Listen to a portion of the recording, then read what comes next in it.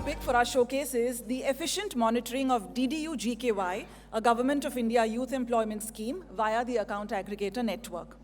This showcase is where we'll hear from the Ministry of Rural Development, along with their financial and technology partners, on how the AA network has been used by them and can be used by them more efficiently to monitor these schemes, which are youth employment schemes. I'd like to welcome our speakers for this afternoon, Shri Vinay Pandey, Head PMA, DDU-GKY, National Resource Organization, Ministry of Rural Development. Please join us on stage, sir.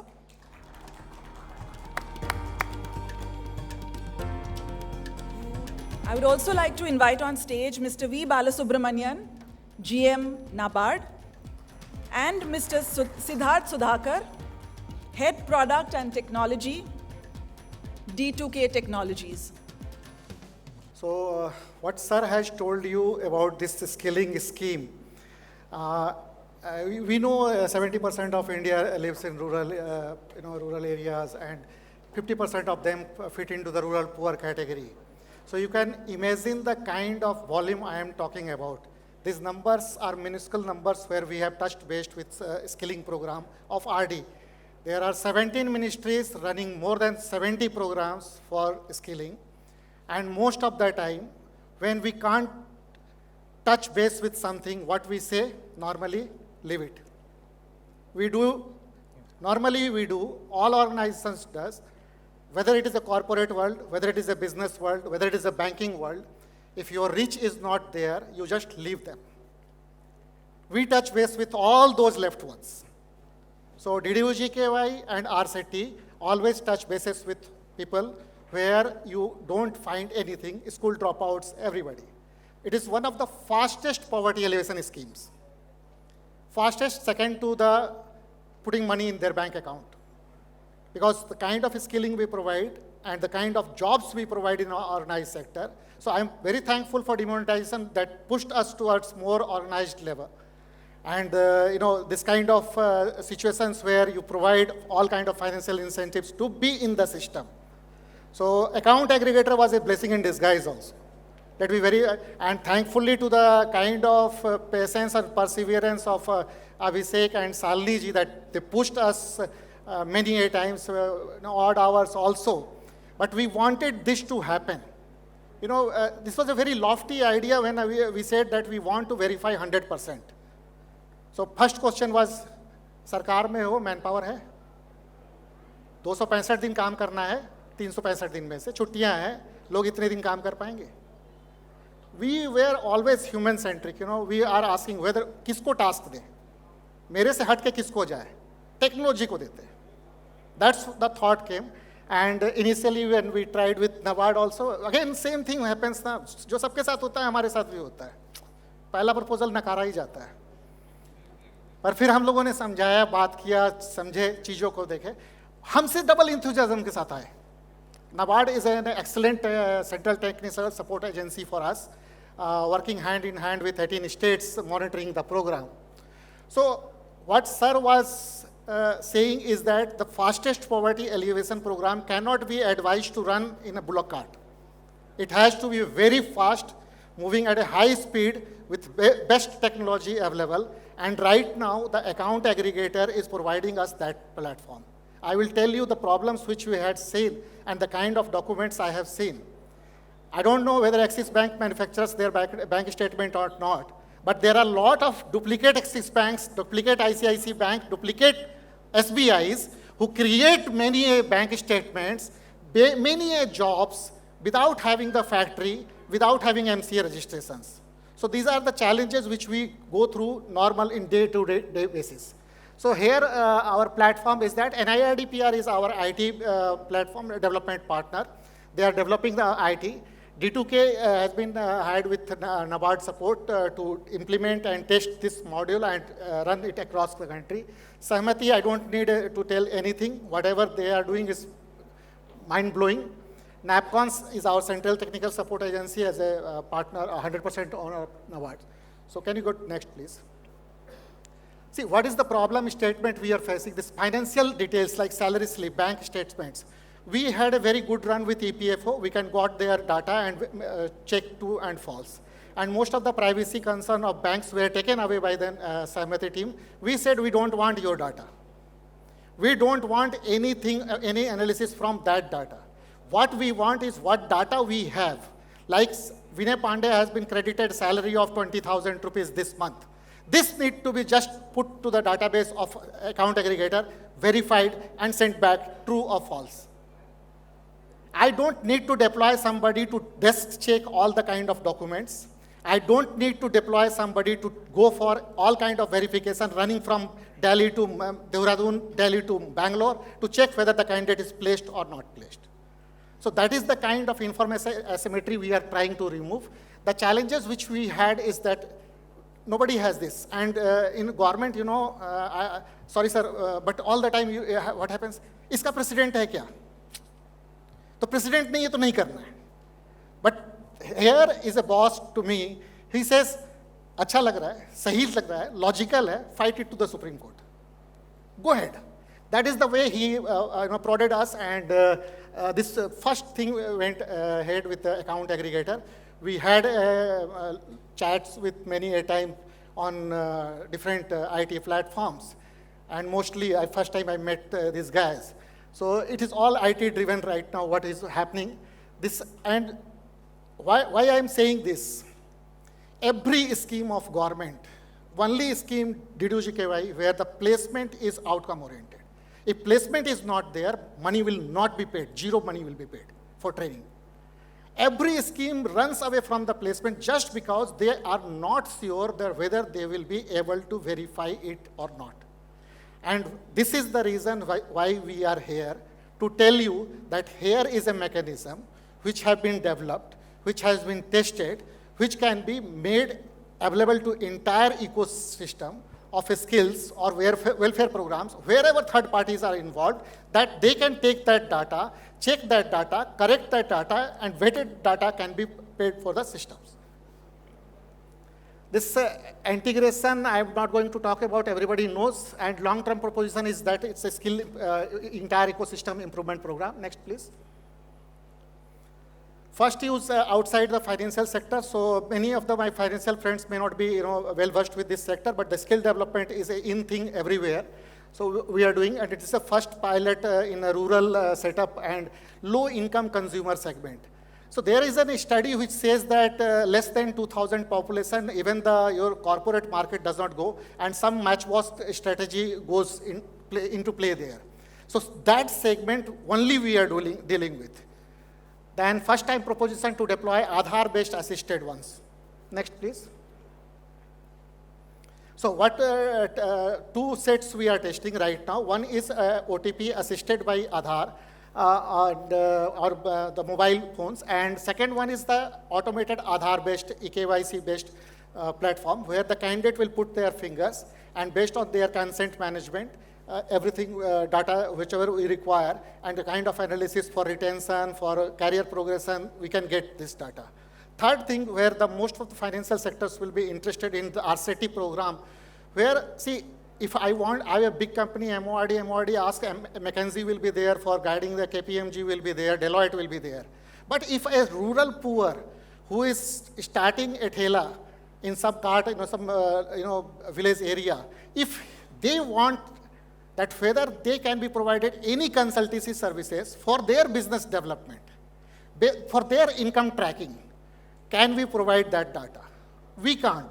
They don't have documentation to support that. But by being a part and parcel of Aadhaar, this account aggregator, that data can be provided, and that kind of support systems can be built in a non-financial way. I'm saying totally for consultancy. Non-financial way, this can be used, account aggregator, for the welfare purpose. I would request TTCO partners to take those Figma ones. Sure. Next. Hello, my name is Siddharth. So I'll conduct the next part in two separate sections, right? So one of the sections will be, we'll talk about the use case, we'll talk about how the flow of the application and the use case that we have devised. The second part, I will just give you a teaser right now, and then when we reach there, we'll share more details. We'll talk about something which is unconventional in the account aggregator ecosystem, a new proposition that we're trying to make, for the account aggregator ecosystem and how it really has originated from this entire brainstorming exercise with Ministry, with NABARD, and with SamvAAd as well. So to look at this in two parts, the first part is it was an obvious choice that we had to tackle a use case where we want to ensure inclusiveness. At the same time, we want to ensure the end-to-end flow or the journey for the end user. So the first phase was centered around a mobile OTP-based flow, which is more as a self-serve flow, as we can understand, right? So if you can switch over to the demonstration, please. So here in the self-service flow, we'll talk about how the journey, and I'll show you glimpses of the Kaushal Bharat portal. We will not get into much of details there, but we'll look at the journey integration that we have done from the Kaushal Bharat portal as to how the request is initiated and how we are reaching out to the end user or beneficiary and how the flow thereafter looks like for them. So meanwhile, till we get this up, thereafter, after the first phase, we will talk about phase 2, which is a unique and novel approach in the account aggregator ecosystem using Aadhaar. And what does it mean for this ecosystem? What does this proposition mean for the ecosystem is what we'll cover there. Yeah, so we'll start. So this is what the Kaushal Bharat portal login looks like. So generally, the PIA would log into the portal. There would be a registration of candidate. Like you can see, there are various details that are captured about the candidate. These details are masked out here. And our focus will be on initiating the request. So we want to introduce a new beneficiary onto this ecosystem. So we want to link their bank account. So we click on the link bank account button. Now here we'll be looking at the self-serve journey, which is a mobile OTP-based journey. So we'll select self-service. Now a link will be sent along with a request URL, which will be uniquely generated for each beneficiary based on their particular details. This will go onto their mobile number. Today there has been significant amount of efforts that have been put to ensure that there is a mobile number available and that is also linked to their bank accounts. So this makes the process more seamless. So now the request has gone onto their mobile. You can see a sample of how this SMS message looks like. Now, in this SMS message, it is clearly outlined that this link is to give consent to Kaushal Bharat team, Ministry of Rural Development and NABARD for bank statement data access, and this is for the purpose of verification. So while we looked at the fact that this journey today involves a lot of manual efforts, this consent mechanism will allow us to capture this data consent. As we go ahead, Ministry of Rural Development also has a specific access to certain data points which are used for the purpose of monitoring of the program as part of the continuity monitoring. Yeah, so we click on the URL. So let's say the beneficiary clicks on the URL. This guides them towards a browser-based flow. Now here, since they have not registered, it's prompting them to register. Right? We click on the register button. Now, thereafter, if they have registered, it will allow them, prompt them to log in. The login involves an OTP-based login. Yes, we click on login. The OTP has been sent. Now, the OTP gets added. Thereafter, once we log in, it will first prompt for the discovery of these accounts. So here, they will select the particular financial institution. Now, in this case, they have selected Punjab National Bank. We'll click on continue. And thereafter, it will conduct a discovery of this account and generate those account numbers for the based on this financial institution. Now we click on link. Basically, the bank account where the salary has to be credited, they have to link that so that the data can be pre-fetched from our systems. Yes. So here, a unique OTP has been generated on this mobile number linked to the account. This OTP is entered. Now here, this is the part where once the linking has been done at the beginning, we are securing a consent for the one-time access as well as a recurring consent for the next 18 months period, because as you can understand, this is a monitoring mechanism that we are using for the program. So monthly, there would be a single pull that would be required to get these details, right? So we click on submit. Done. So now the account has been linked successfully. Now we look at the details of the consent. So now we need to seek consent from the end beneficiary. If we scroll down, we'll see that it mentions what is the type of data that is being accessed, what is the period, the frequency, the consent validity date, and the frequency of data pull. Now this ensures transparency to the end beneficiary, and this is also part of the guidelines laid down by SamvAAd.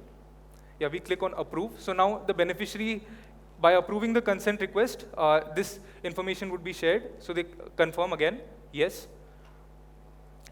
Now here, the consent has been provided, right? And now we'll go towards ending this flow. We'll You can click on explain OK. the provoke and other part. Yeah.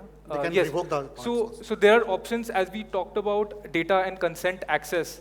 The end beneficiary has the right to revoke the data access, which is very much essential as part of this consent framework, because the beneficiary owns the data that they have.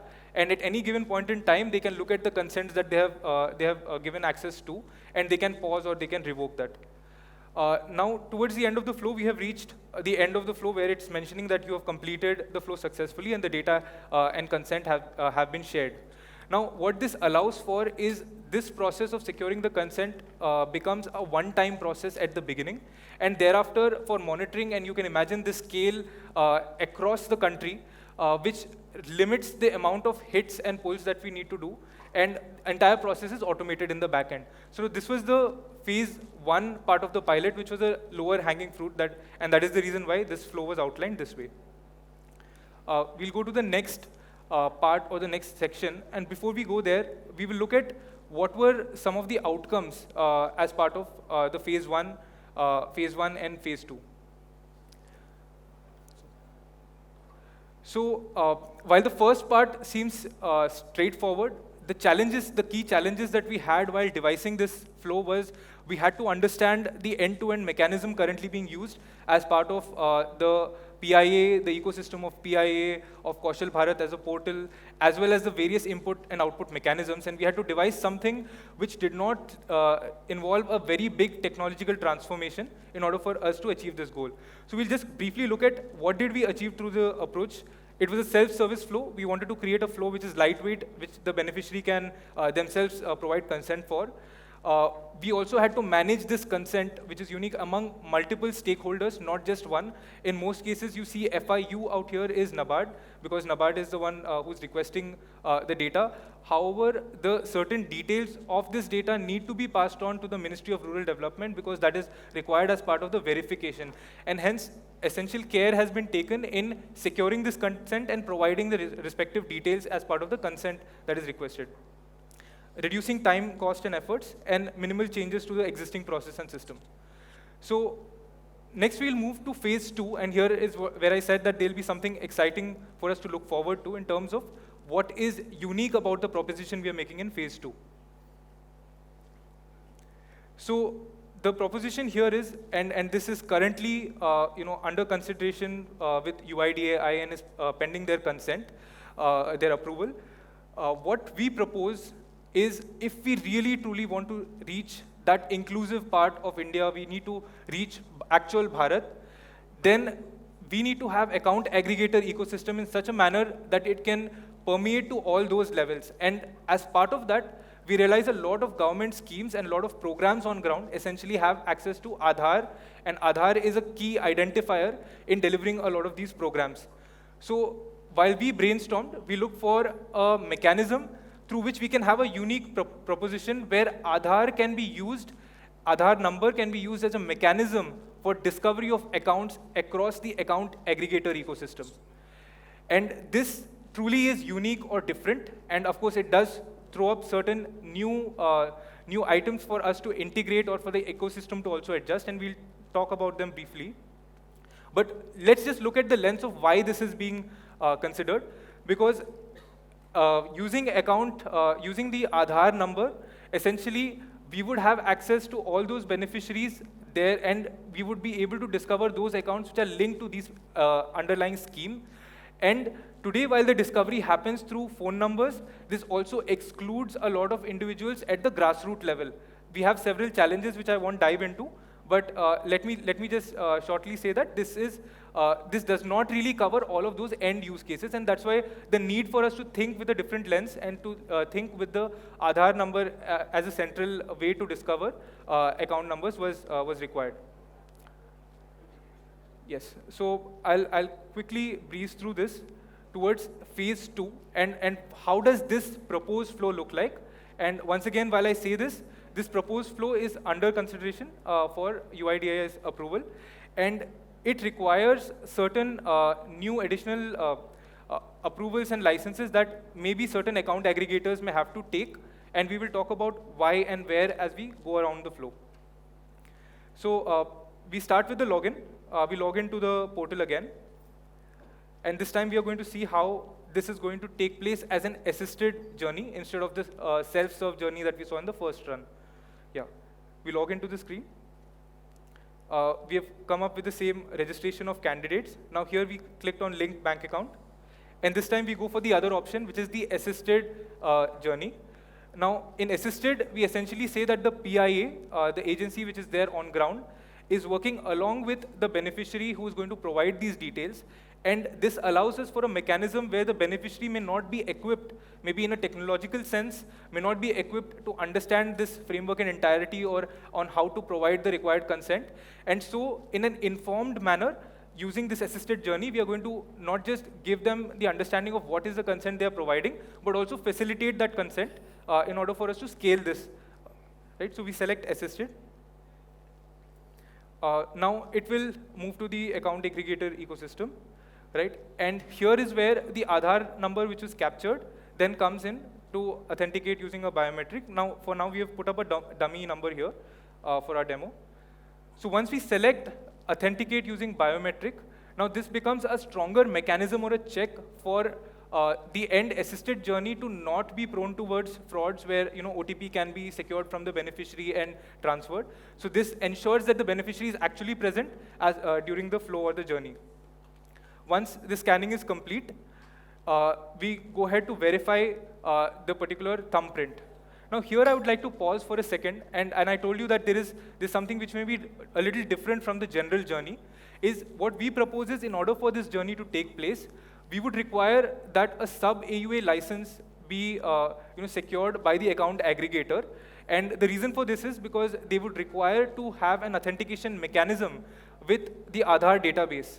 And so when we saw the first step and the biometric authentication, this would be possible using that sub-AUA license. And as part of our proposition, we have also put this up. So we go ahead and we verify and proceed. So the fingerprint is now verified. So we proceed to the next step. Now again, we will select the financial institution like we did in the previous turn. And we'll click on continue. Now the discovery is taking place. Now it can show us what are the accounts which are available, and then we can click on link for the specific accounts which we want to link. An OTP has come on the registered device. They submit the OTP. And finally now we have to provide consent as part of this flow, so we send the consent request. Now here in this case we are showing again the details like we saw in the previous turn. The name of the entity which has requested this consent, it's NABARD on behalf of MORD. The account types, so it's generally deposit-taking accounts which are part of the analysis that we are looking at. The purpose is account monitoring. The data fetch storage is as per the account aggregator network. The types of data requested are outlined, and the consent duration. This is interesting because, like we said, this is a recurring consent throughout the monitoring period. Right? And then finally, the frequency of the data pull is once per month. So we approve the consent. Now during approval, once again to ensure that there is a beneficiary present, there is an OTP that is generated on the particular device. They verify and proceed. Now this again is different from the existing flow of account aggregator, and this is introduced as an enhanced step for the process to be more secure. Finally, again, we got a thank you screen, and the consent has successfully been provided to NABARD and MORD. So we'll quickly move to the slide again just to look at the outcomes of this, and probably I'd like a few remarks from sir as well. So to look at, we saw two journeys. To recap, the first one being an OTP-based flow, a low-hanging fruit to solve the problem that we are facing today. The second one being a more longer-term solution aimed towards actual inclusion and having an Aadhaar-based discovery of accounts. And of course, as I say this, this is something that is yet to be approved. But if it does, it will mean a great deal towards the various schemes and programs that required to be delivered and what were outlined in the context before this presentation. And so, like we can see here, assisted flow is there for the end-to-end journey.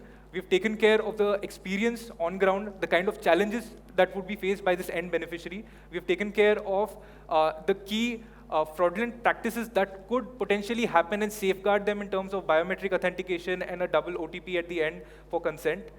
It will reduce time, cost, and efforts, and again, will have minimal changes to the existing system. However, yes, if this does get proposed, it would require some level of modification or addition, I would say, to the account aggregator ecosystem and create an enhanced capability with account aggregators. And what this is achieving is enabling a discovery of accounts through Aadhaar number and enable a technology-assisted journey for ministry to have further use cases that can scale to a larger inclusive Bharat. Key outcomes, I'll just briefly touch, is what we envision this approach or this problem statement to scale up to, and I'm very, very grateful to the Ministry of Rural Development, to NABARD, and all the stakeholders who have been part of this brainstorming exercise and to bring this to life, is that there are several stakeholders who are part of this process, and it is important that all of them be aligned, and I think this has been a very remarkable way in which all of them have come together, aligned with the same purpose to solve for this problem, to solve it in a manner of inclusiveness. And I think we have not shied away, and I think especially even SamvAAd and the way that we've had these discussions, we have not shied away from the fact that this could be a hard problem to solve, maybe even from the end of getting a new approval from UIDAI. And what it entails ultimately is that we are moving with the vision that potentially this could increase the scale on the account aggregator ecosystem as it scales to multiple schemes, to multiple more beneficiaries who are today outside of this spectrum. And it also enables the government of India to have other use cases that could further come up, which could also leverage technology in a manner to save both cost, time, and effort for delivery. So with this, I'd like to invite Sir to... We are out of time actually, but I'll sum up some of the important points. The first is this particular use case is very unique, basically in three fashion. I'll just elaborate. When we generally think about account aggregator system, generally we think about the financial system, whether it is banking, insurance, mutual funds, investments, etc. But here, the ultimate beneficiary is Government of India, which is actually using this particular platform for the purpose of ensuring that its welfare scheme is actually reaching the actual beneficiaries. That is the first uniqueness. The second is, those of you who are actually related to banking will be knowing about AUA authentication agency as well as KUA. Here it is the same thing. Normally, we expect that the user, the financial information user, will actually use this particular account aggregator platform for the purpose of extracting information. NABARD as an FIU in this particular process is extracting the information. But however, none of that information is actually passed on to Government of India. We are just passing on a yes or no to the Kaushal Bharat portal, which means the information which is actually fetched by NABARD through this particular platform resides with NABARD itself. Nothing is actually passed on. We just pass on a yes or no. This is similar to AUA, KUA platform of UIDA. The third is the last portion which we actually just demonstrated. It is generally expected that the user who is actually giving a consent will be having a smartphone and he will be giving a consent from his mobile itself. But however, the schemes which the Government of India are actually implementing are for the BPL families, members. So all of them may not be having the smartphone. So that is why this assisted consent mechanism actually comes in. As of now, for the benefit of these two schemes, that is DDU-GKY as well as RCT, the PIA, the project implementing agencies, may actually help the beneficiaries to give the consent. But going forward, we can actually conceive that the CSPs, the customer service platforms, available across the country, can actually be leveraged for the purpose of providing this assisted consent for the purpose of extracting data using AA to any of the FIUs. So these are the three unique features which is actually built into just one single use case. The second part which I would like to highlight is two things. One is, as sir, both Pandey sir as well as Bhutia sir in their presentation have mentioned, that as of now, the level of verification which is being done under these particular schemes is about 20%. Physical verification is even far more lesser. Using this particular platform, Bhutia sir was mentioning in his presentation that they actually expect to hike this particular level to 100%. That is a huge significant effort. The second point is, as of now, Government of India is using this particular platform just for the start only for 2 schemes. Bhutia sir has mentioned 10 schemes, which are actually the skill schemes alone, which are actually implemented by the Government of India. Yes. There could be a number of other schemes of Government of India, which can actually, where we can actually develop practical, usable use cases, wherein beneficiary identification as well as beneficiaries profiling could be done, and where we can actually provide these of yes or no confirmation to Government of India for the purpose of ensuring that the benefits are actually reaching to the right beneficiary at the grassroots level. Thank you from our side. The last line, I would like to inform you that 8 crore SHG women families are there under NRLM, 1 scheme out of 7 of MORD. So you can think about the kind of volume the market it has in the bottom of pyramid. Thank you. Thank you so much. Thank you. May I request Shalini, who's the head strategy at SamvAAd, and Mr. Rungta to please felicitate our esteemed speakers.